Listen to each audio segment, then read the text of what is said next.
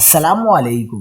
کراچی میں ڈاکو راج جاری، مزاحمت پر ٹائر شاپ کا مالک قتل، ڈکیتی مزاحمت یا ٹارگٹ کلنگ، پولیس نے تحقیقات شروع کر دیں۔ کیا آپ حالات حاضرہ سے آگاہی حاصل کرنا چاہتے ہیں؟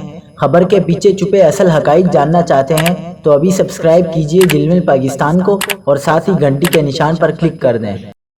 آپ کو بتاتے چلیں کہ کراچی کے علاقے سپر ہائی وے نیو سبزی منڈی کے قریب ڈاکوؤں نے لوٹ مار کے دوران مزاحمت پر ٹائر شاپ کے مالک کو فائرنگ کر کے قتل کر دیا۔ سائٹ سپر ہائی وے صنعتی ایریا کے علاقے نیو سبزی منڈی کے قریب قائم بسم اللہ مارکیٹ کے قریب کار پر فائرنگ سے ایک شخص جاں بحق ہو گیا۔ پولیس کے مطابق مقتول کی شناخت 35 سالہ عارف محسود کے نام سے کی گئی، جو بسم اللہ مارکیٹ میں ٹائر شاپ کا مالک اور علی ٹاؤن کا رہائشی تھا۔ ابتدائی تحقیقات کے مطابق موقع پر موجود دکانداروں اور دیگر افراد نے پولیس کو بتایا کہ عارف محسود نے دکان بند کر کے گھر جاتے ہوئے مارکیٹ کے باہر سے انگور خریدے اور گاڑی کے اندر ہی بیٹھا تھا کہ موٹر سائیکل سوار دو ملزمان نے اس سے موبائل فون اور نقدی چھین لی۔ اس دوران مزاحمت پر ڈاکوؤں نے فائرنگ کر دی، جس کے نتیجے میں مقتول کے سر پر گولیاں لگیں۔